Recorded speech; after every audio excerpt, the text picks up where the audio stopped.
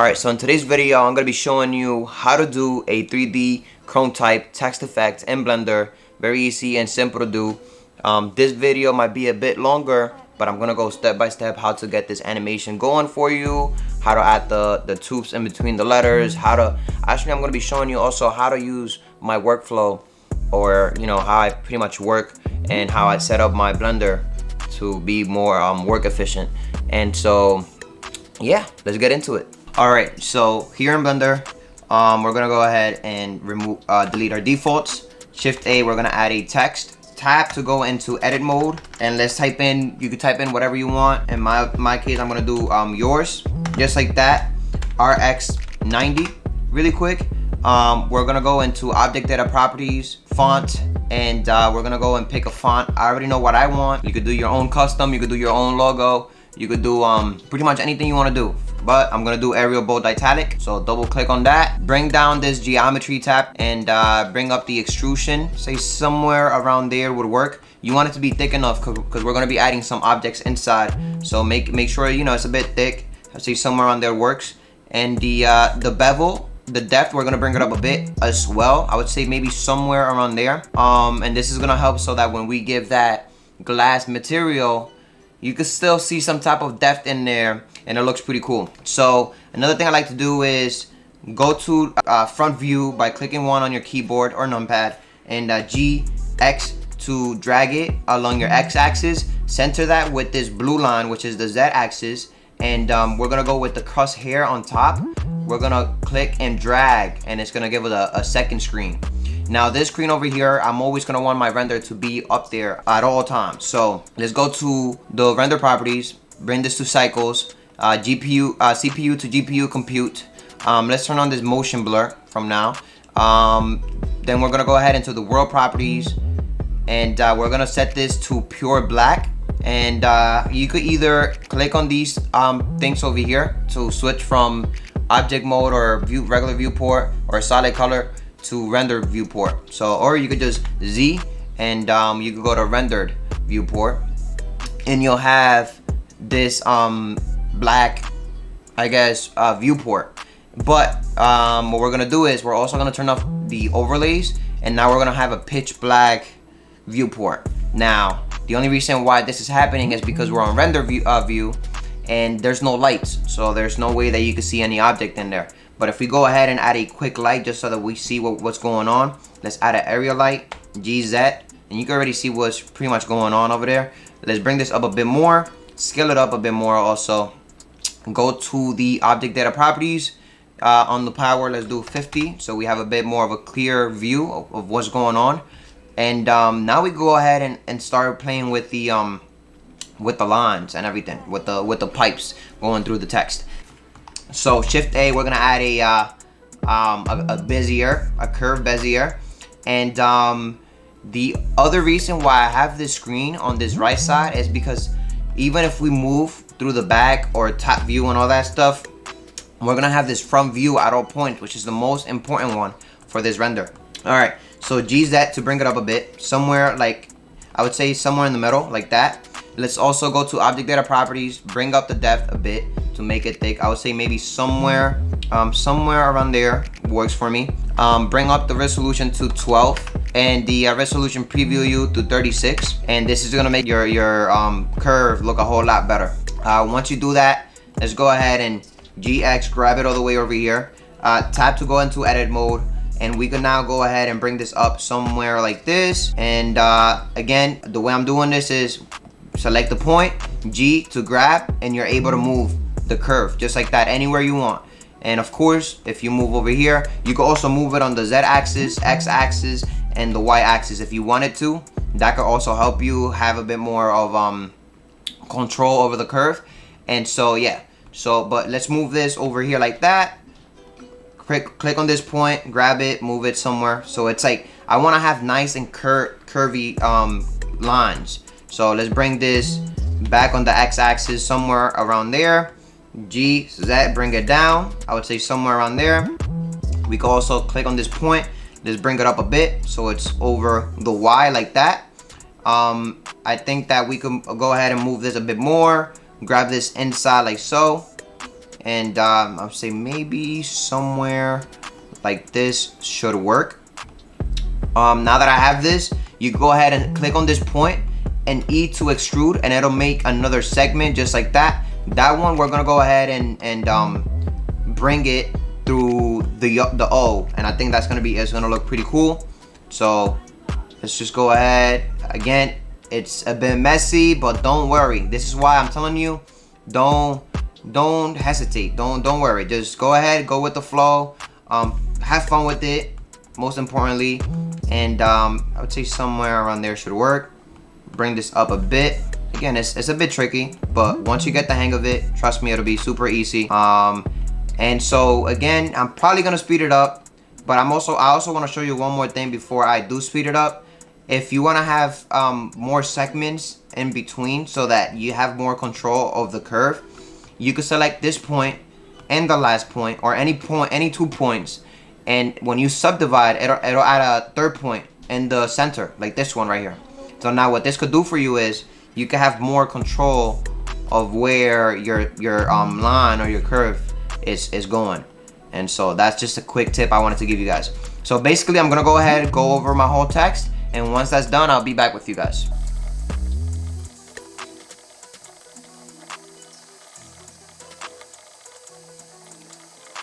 All right, so once you have your text with the whole line or curve or tube going through it, another thing I like to do is, while selecting on your curve, click on this fill caps under the bevel tab, and it's just gonna basically close it up like this.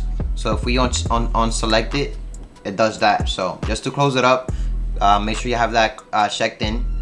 Another thing I like to do is I like to make certain parts thinner than others, and to do that, all you gotta do is go back into edit mode. I like to go and click these last 2 points, so the very first one and the very last one, and Alt S to scale it down like so, a whole lot. So go all the way down, do the same thing on this side, Alt S and scale it all the way down like that. And then every other, we're gonna scale it down a bit. So the following one would be this one right here. Scale it down, I'd say somewhere around there. Do the same thing to this one right here, scale it down somewhere around there. Let's scale this one down like that, and this should be it right here. So now you have this weird line going through, and again, the cool thing about this is you can go ahead and edit it however you want, move it around, maybe add a second one, and all that stuff. So pretty cool, easy, and cool, cool abstract to do. So once we have this, other thing you want to do is we're gonna go ahead and start adding materials. And so to do that, let's click on our text. Let's go to object, the material properties, click on new. We're gonna call this one glass really quick. Transmission all the way up, roughness all the way down, and you'll have something like that. All right, so for the curve or the pipeline or whatever you want to call it, we're gonna click on new. Let's call this one glow. We're gonna actually make it green, so green glow. And we're gonna go ahead and bring this emission all the way up to the white, and then make it, I would say, somewhere like a green like that, and also make it green over here so it's pure green. And then the strength, let's do 5. And so now we got this whole thing going on, right? Once you have this, let's go ahead and set up a nice light scene or setup. And actually, before we do that, let's go ahead and add these biohazard logo that I downloaded from Google, and I converted it into a SVG. So for this sample, let's go ahead and let's go to over here, biohazard, right? So let's bring this in like that. We're gonna go ahead and drag it and select the whole thing really quick. Control J to merge all the shapes. GY to bring it back like that. RX 90 to bring it up. Again, object data properties, geometry, bring up the extrusion or the extrude a bit somewhere. I think that's a bit too much. Let's bring it down a bit. Somewhere around there. Depth, bring it up a bit as well. Honestly, that works for me. And let's add a quick material to it really quick. So click X, new. We're gonna call this one yellow neon or whatever, or neon yellow. And emission all the way up to white. Bring emission all the way up to white, and bring it up to say like a yellow orange, somewhere around there works. And also let's bring like a yellow orange somewhere around here, and let's bring the emission strength to, I would say, like a 3. It should work. And then what we're gonna do is we're gonna line this up inside each letter, and let's scale it down a bit more. And now while on front view, you go ahead and start moving these, Shift D, and you can start moving them inside all your text. You could do the whole thing, or you could just do like one on each text, which is what I'm doing. So Shift D, bring another one over here, and this could be pretty cool for details. So once you have this, now what we're gonna do is we're gonna select the whole thing over here, and shift click on the text. So you should have only the text highlighted as like a light orange or yellow. And we're gonna go ahead and Control P to set parent to object. And so what that'll do is, now if we animate this text, it'll animate everything else with it, and that's what we want. So also we're gonna select the whole thing over here once more, and we're gonna go ahead and right click and set origin to geometry. What that'll do is when we go ahead and rotate this on a z-axis, it'll rotate it right on the center, just like that. All right, we're gonna also set up a camera really quick. So add a camera, 0 to go into camera view, and to open up this tab over here, let's go to view, camera to view, and we're gonna go ahead and zoom out somewhere around here, should work. Now really quick, let's go to camera properties, depth of field, you click on that, check it in. With the eyedropper, select your text really quick.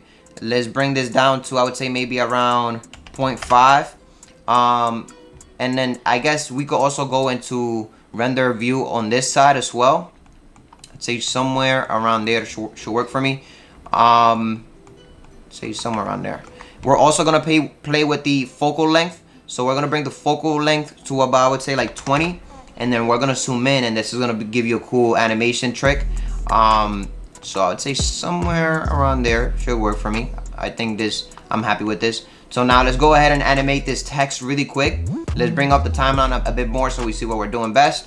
Let's go to the object properties really quick. While having your text selected and being on frame number 1, you want to click on, you want to add a frame on the z-axis. And then we're going to bring this up to, let's change this to 200. So let's go to the last frame, and then right click to go to 201. And we're gonna click 360. We're gonna type in 360 over here and insert the frame, and so we'll have something like this going on right now. And I think this is super dope, super easy to do. And so now what we have left to do is we're gonna add some some more light to the environment, and we're gonna add some cool border to give it more of a full completed composition. So 0 to go out of camera view, Shift A, we're gonna add a light, area light. Just keep in mind we already have one above the whole thing. So this one, I actually was thinking to keep it there at white. Let's do maybe 75. This one that we just added though, on the other hand, where is it? Right here. We're gonna RX 180 to flip it over upwards, GZ to bring it down a bit. Scale it on the x-axis like that, and we're gonna go ahead and bring up the power to 75, and we're gonna make this one a yellow orange type of color. I would say somewhere around there should work for me.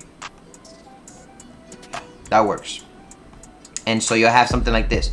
Now I also want to go ahead and add some more lights on each side, but aiming towards the text. So Shift D, X, move it over here and make it aim the text, and it'll just look a whole lot better once you have it on your scene over here. So you can see right there, it just looks a whole lot brighter. It looks cooler in my opinion. And so yeah, so once you have this, another thing I did to make the composition look a whole lot better was I clicked on the spot on this tube or the curve, and Shift D and move it on the y-axis like that. Say somewhere around there should work. G, Z to bring it up a bit, and I want it to show a bit on the camera, but not too much. So G, X, and move it somewhere around here, And I also want to do another duplicate. So Shift D, Z to bring it down a bit. And you could go ahead and rotate it on the y-axis a bit as well. GZ, somewhere around there. And so now when we have the animation going, you also want to make sure it's not really going with it. So to do that, we're going to right click, go to parent down here, and we're going to clear the parent since it's parented to the text. That's why it's actually being animated with the text. So do the same thing for both, clear parent. And so now when you have the text being animated like that, you can still have this pipelines on top, and it just, in my opinion, it gives it a bit more of a composition to the whole environment or viewport. And yeah, this is pretty much it. But another thing I want to show you guys is how to add a cool glow to this whole thing while having this realistic glass going on. So to do that, let's go ahead and render the first frame. So render image really quick, and that's just gonna take a couple seconds. So let's wait for that to be done. Alright, so with the render done, you don't wanna X out of it. Just minimize it a bit. And we're gonna go ahead. I honestly think we could get rid of this window, so let's just join that really quick. Let's go to compositing really quick.